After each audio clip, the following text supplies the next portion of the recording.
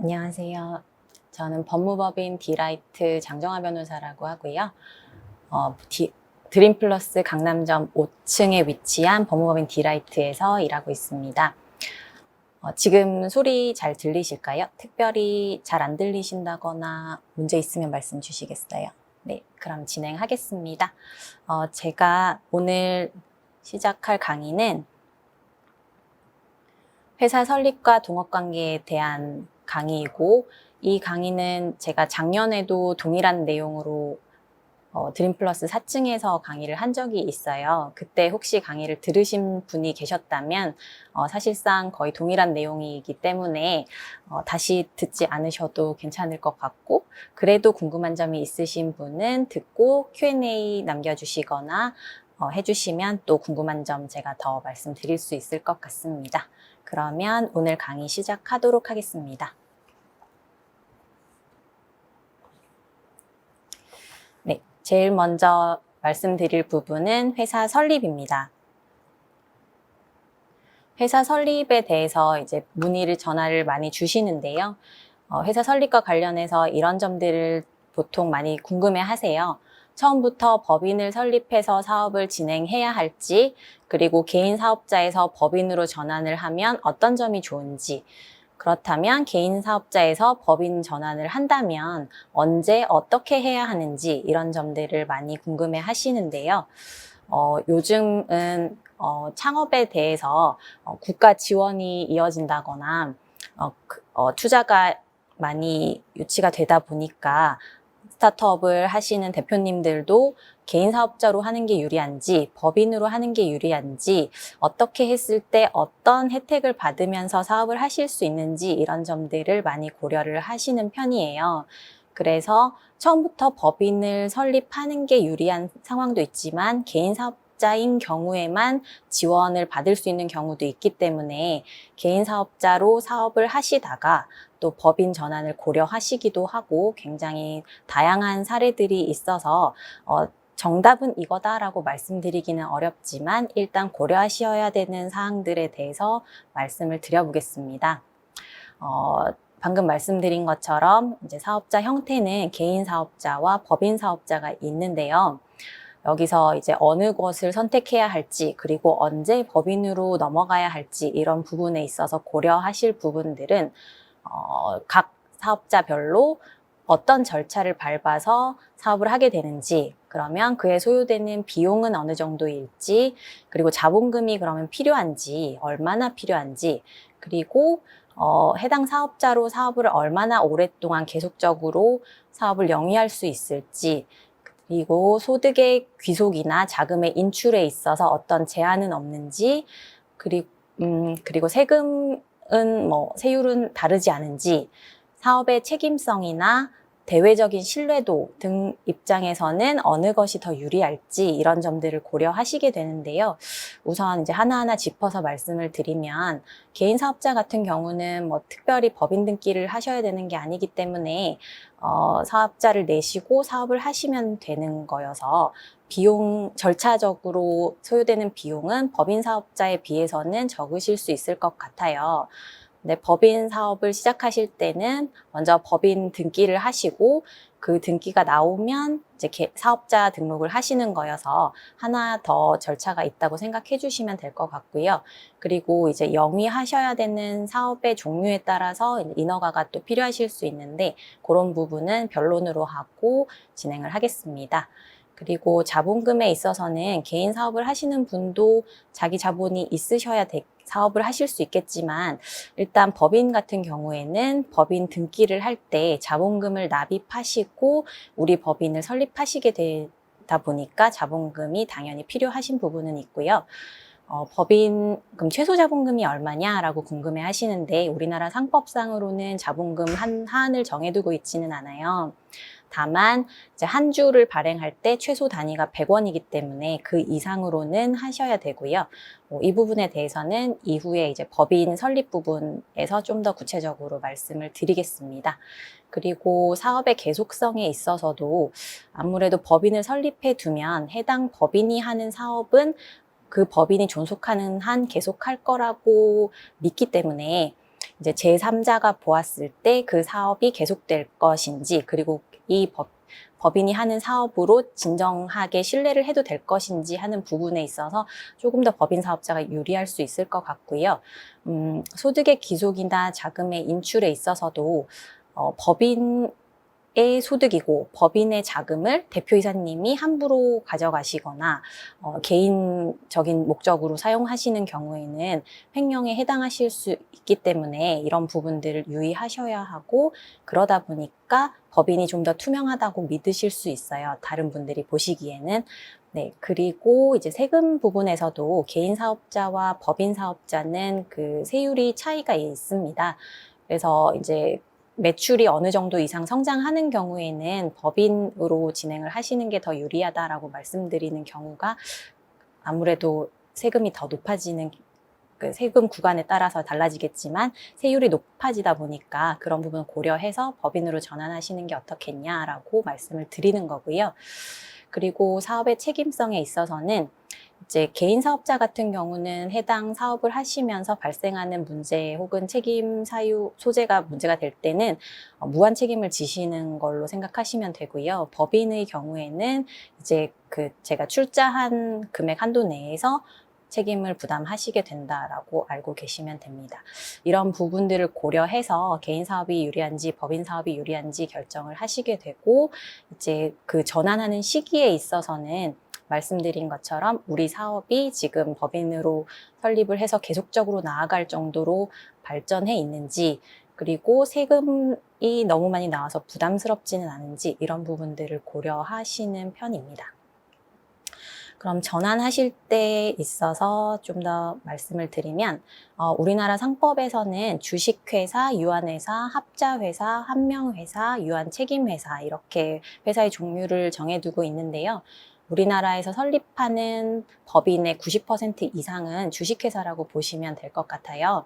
그래서 일반적으로는 주식회사를 설립을 가장 많이 하시는 편이고, 이제 개인 사업을 하시다가 법인을 전환해서 이제 설립을 하시는 경우에 특별히 재산이 없다거나 상호를 속용해야 하지 않는다거나 그런 특별히 많이 사업이 발전해서 이걸 다 이전해 가야 되는 이슈가 없을 경우에는 새로운 법인을 설립하시고 법인으로 이제 사업을 더 주요하게 진행하시는 경우들이 많고요. 근데 다만 이제 현물 출자할 부동산이 있으시다거나 방금 말씀드린 것처럼 그 이전의 사업을 통째로 넘겨야 되는 사유가 있을 경우에는 포괄적인 사업 양수도를 해서 전환을 하시는 경우도 있어요. 근데 이제 이 경우에 대해서 질의를 저희한테 주시는 경우도 있는데, 통상 이 부분은 세무사님들이 관여를 많이 하시는 부분이어서 담당하시는 세무사님과 협의를 하시는 게 제일 빠른 길이 아닐까 하는 생각이 듭니다. 그리고 이제 그러면 회사 설립에 대해서 좀 더 자세히 살펴볼 텐데요. 이제 회사를 설립하시기로 결정을 하셔서 이제 어떤 점들을 고려해야 되는지 궁금하실 텐데, 이 부분에 대해서 대략적으로 말씀을 드리겠습니다. 먼저 회사를 설립할 때는 우리 회사의 이름을 뭘로 하실지부터 고민을 하시게 될 텐데요. 이 부분에 있어서 이제 뭐 어떤 제한이 없는지 일단 막 다 정하고 오셔가지고 이게 되냐라고 물어보시는 경우가 있어요. 그럴 때 이제 고려하실 수 있는 부분을 말씀드리면, 타인이 등기한 상호는 동일한 특별시, 광역시, 시, 군에서 동종영업의 상호로 등기할 수 없습니다. 그렇다 보니 인터넷 등기소에 가시면 상호로 검색을 하실 수 있어요. 그래서 검색을 해서 내가 등록하고 싶은 상호가 이미 등기되어 있다면, 그리고 동종영업의 상호라면 사용하실 수 없는 거니까요. 그런 부분들은 내부적으로 상호 선정하실 때 좀 고려해 주시면 좋을 것 같고요. 그리고 이제 본점 소재지를 정하셔야 되는데, 통상은 요즘 이제 스타트업을 지금 저희 강의하고 있는 드림플러스나 다른 여타 유사한 곳에서 많이 시작을 하시기 때문에 이걸 특별히 세금을 고려해서 결정하시는 경우는 되게 드무신 것 같기는 한데, 일단 과밀 억제권역에서는 중과세되기 때문에 그 법인 설립하실 때 등기를 내시면서 이제 세금을 내게 되는데 그 세금에 있어서도 차이가 있을 수 있다는 점 생각해 주시면 좋을 것 같고요. 그리고 이제 법인 설립할 때 아까 자본금을 꼭 납입하셔야 된다고 말씀을 드렸는데요. 일단 보통 어느 정도 하냐라고 물으시면 이거는 뭐 법으로 정해져 있는 건 아니고요. 통상은 이제 1,000만 원에서 1억 원 사이로 많이 설립을 하시는 편이고, 영위하셔야 되는 사업의 종류에 따라서 최소 자본금이 필요한 경우들이 있을 수 있습니다. 그런 경우에는 꼭 이제 그 요건을 충족하셔야 되니까, 보다 큰 자본금을 납입하셔야 될 수도 있고요. 그렇지만 기본적으로 상법상 회사 설립에 있어서 자본금은 얼마여야 한다라고 정해져 있거나 얼마 이상 납입해야 한다라고 정해져 있지는 않습니다. 그리고 이제 다만 이제 10억 미만인 회사의 경우에는 좀 고민하셔야 되는 부분이 더 적어질 수 있는데요. 10억 미만으로 자본금을 납입하실 때는 원래 이제 회사에서는 이사를 3인 이상 두게 되어 있지만 10억 미만인 경우에는 더 적은 수를 두실 수 있고, 그리고 주금 납입한 걸 증명할 때에도 보다 간편한 방법으로 하실 수 있고, 그리고 법인 설립 시에 공증이 필요한지 여부도 다르기 때문에 10억 미만으로 설립을 많이 하시는 편이에요. 그리고 이제 사업 목적을 기재하셔야 되는데 이 부분은 다들 어떻게 할지 난감해 하시는 경우들이 종종 있습니다.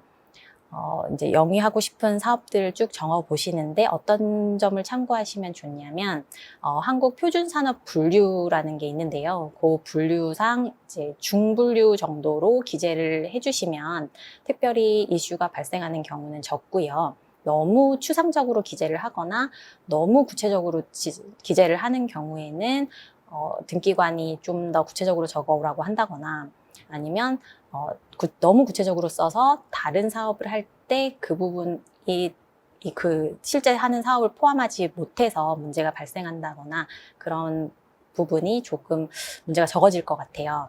그래서 사업 목적 기재하시거나 고려하실 때는 그런 것들 참고하시면 좋을 것 같고요.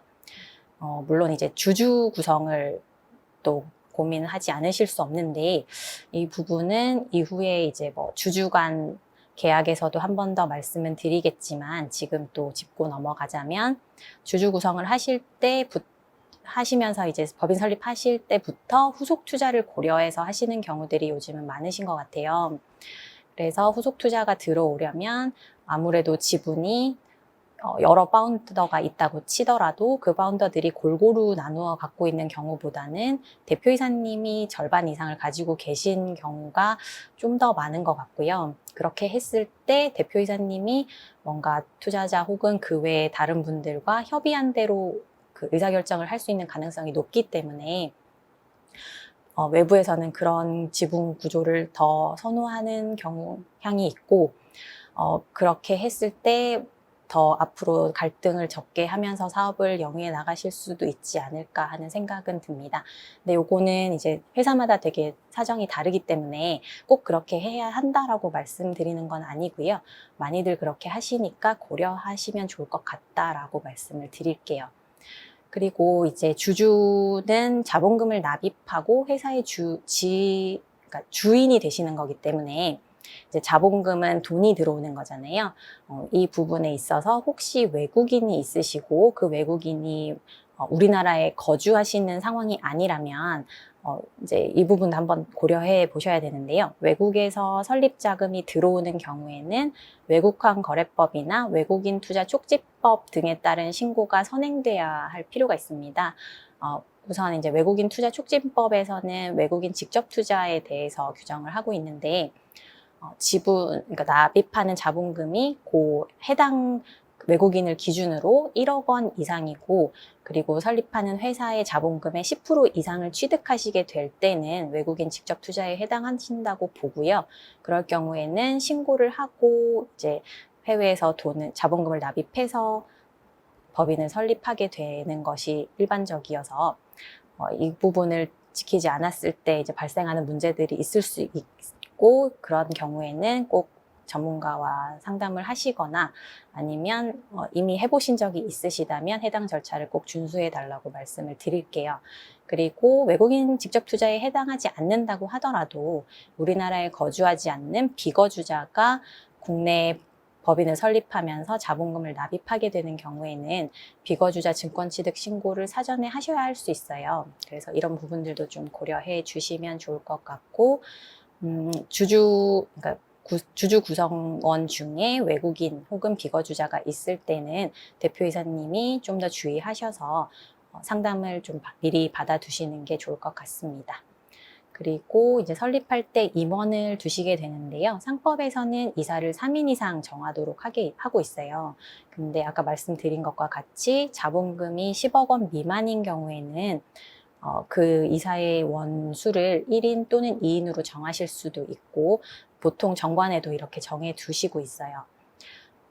그렇게 하시는데, 다만 이제 설립을 할 때 요즘 스타트업 같은 경우는 지분을 가지고 계시면서 이제 임원도 하시고 이렇게 하는 분들이 좀 많고, 통상 그렇게 설립을 많이 하시고 있는데, 설립을 하는 시점에서 주식이 없는 이사 또는 감사가 없는 경우에는 설립을 할 때 조사 보고를 누가 하는지가 또 이슈가 될 수 있거든요.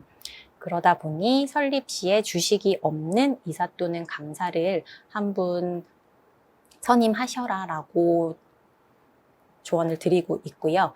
그렇게 설립을 하신 다음에 해당 감사를 설립 이후에 사임하도록 하실 수도 있으니까, 이제 설립의 편의를 위해서 그렇게 진행하시는 경우들이 일반적이다라고 알고 계시면 될 것 같습니다. 이게 웨비나다 보니까 어떻게 생각하고 계신지, 어떤 점이 더 궁금하실지 제가 참 예상하기 어려워서 저 혼자 지금 설명을 하고 있는데, 나중에 Q&A도 저희가 받고 따로 Q&A만 진행하는 일자도 있다고 하니까요. 궁금한 점 있으면 그렇게 남겨주시면 좋을 것 같습니다. 그러면 저는 계속 진행을 할게요. 회사 설립에 있어서 이제 정관을 한번 검토를 받아야 되지 않는지 또 궁금해하신 분들이 많이 있는데요. 정관 예전에는 이제 법무사님들이 그 법인 설립을 쉽게 많이 해주셨어요. 근데 요즘은 꼭 법무사님 찾아가서 하시지 않는 경우도 많은 것 같고, 여러 가지 다양한 루트들이 있는 것 같더라고요. 그래서 스타트업이 설립을 하는 데 있어서 부적절한 내용 혹은 너무 오래된 정관을 사용하는 경우가 예전보다는 많이 줄어든 것 같아요. 그래서 이 부분이 크게 이슈가 안 될 수도 있지만, 일단은 기본적인 내용에 대해서는 좀 말씀을 드리면, 우선 본점이나 지점에 대한 부분도 이제 정관에 정해두게 되어 있는데, 본점 주소를 지금 이제 화면처럼 경기도 성남시에 둔다라고 하지 않고 그 주소를 전체를 기재해 주시는 경우도 있거든요. 근데 그렇게 되면 이제 이사를 하시고 본점을 옮기실 때 이 부분도 정관 개정을 하셔야 돼요. 그러다 보니까 통상은 경기도 성남시 내에 둔다, 혹은 서울광역시 내에 둔다, 이렇게 정해 두시는 편이에요. 그리고 이제 공고 방법에 대해서도 설립 시에는 특정 경제신문에 게재한다라고 정해두는 편인데, 이 부분은 아무래도 회사 설립 당시에 회사 홈페이지가 없다 보니까 회사 홈페이지 공고 방식으로 한다라고 정해두기 어려워서 이렇게 먼저 기재해서 설립을 하는데요. 추후에 이제 회사 공고를 실제 한 상황이 닥치면 신문에 공고를 내는 건 굉장히 번거롭잖아요. 그러다 보니까 설립한 이후에 홈페이지가 이제 만들어지고 홈페이지 주소가 나오면 회사의 공고는 홈페이지 그 주소를 기재해서 해당 홈페이지에 공고하는 걸로 가름할 수 있다는 내용을 그 정관에 정해두고 있습니다. 회사 운영에 있어서 더 편리한 방법이시니까 이 부분은 알고 계시면 좋을 것 같고요. 그리고 이제 다들 투자를 고려하시다 보니까 증자 가능성이나 증자를 할 때는 이제 종류주식 발행을 할 수도 있어서 종류주식 발행 가능성을 염두에 두고 정관에 미리 기재를 해두시는 경우가 요즘은 많은 것 같아요. 이제 증자 가능성에 대해서는 신주 발행에 대한 조항이 있을 테고, 그리고 종류주식 발행 가능성에 대해서는 이제 우선 주식, 전환 주식, 상환 주식 이런 그 종류 주식에 대한 근거 규정을 정관에 미리 마련해 두셔야 해당 주식을 발행하실 수 있기 때문에 이제 관련 조항을 마련해 두는 거다라고 알고 계시면 될 것 같습니다. 그리고 여기 지금 기재는 하지 않았는데 이 외에도 당연히 고려하셔야 되거나 또 회사 사정에 따라서 또 특별히 고려하실 부분들은 있을 것 같아요. 그리고 저희가 법인 설립도 저희 법인도 해드리고 있는데 이제 주식 매수 선택권에 대한 조항은 정관의 근거가 있어야 주식 매수 선택권, 즉 스톡 옵션을 부여하실 수 있다 보니 저희가 설립을 할 때 해당 조항을 넣어드리는 편이고, 그리고 해당 조항은 등기를 하셔야 되는 내용이어서 설립할 때 그 부분도 신경을 써드리고 있어요. 그래서 지금 이제 가지고 계신 회사 정관을 보시면서 우리 회사 정관에는 이런 내용들이 있는지, 그리고 등기가 되어 있는지 이런 부분들을 좀 검토해 보시면 좋을 것 같고, 통상은 이제 설립하신 다음에 새로운 투자를 받기 이전에 그런 부분들을 한번 정리를 하시는 편이거든요. 이제 새로 들어오실 투자자와 협의해서 바꾸시는 경우도 있고, 그 전에 미리 이제 대표님이 한번 정리를 하고 싶다라고 얘기를 해야 하면서 검토를 요청하시는 경우도 있습니다. 그래서 한번 궁금하신 분들은 한번 찾아보시고 저희에게 질의를 해주셔도 좋을 것 같아요. 그리고 정관을 변경하는 건 주주총회 특별 결의로 해야 하는 사항이다 보니까 미리 이제 설립할 때 잘 만들어 두시면 아무래도 주총을 자주 열지 않으셔도 되고 좀 번거로움이 덜해질 것 같습니다. 그다음에 이제 법인 등기와 사업자 등록을 내는 절차에 대해서 대략적으로 말씀을 드리면, 방금 말씀드린 것처럼 회사 설립에 필요한 사항들을 결정을 하시고, 그다음에 자본금을 납입하는 건 당연히 되어야 되고 그걸 증명할 수 있어야 되니까요. 10억 미만인 경우에는 잔고증명서를 포함해서 그 외에 필요한 서류들을 구비하시면 될 것 같고요. 그리고 등기할 때는 세금 납부하셔야 되니까요. 세금 납부하시고 법인 등기 신청해 주시면 됩니다. 보통 법인 설립 등기를 직접 하시는 경우는 드무니까요. 찾아가신 사무실이 뭐 법무법인이든 법무사 사무실이든 그 외에 다른 곳이든 이제 요청받는 서류들 잘 구비하셔가지고 준비해 주시면 될 것 같고요. 그리고 사업자 등록은 관할세무서에 등록을 하시게 되고, 사업자 등록을 할 때는 이제 한 가지 고려하셔야 되는 게 임대차 계약서를 제출하게 되어 있어요. 그래서 이 부분이 준비돼야 사업자 등록하실 수 있다는 점을 알고 계시면 좋을 것 같습니다.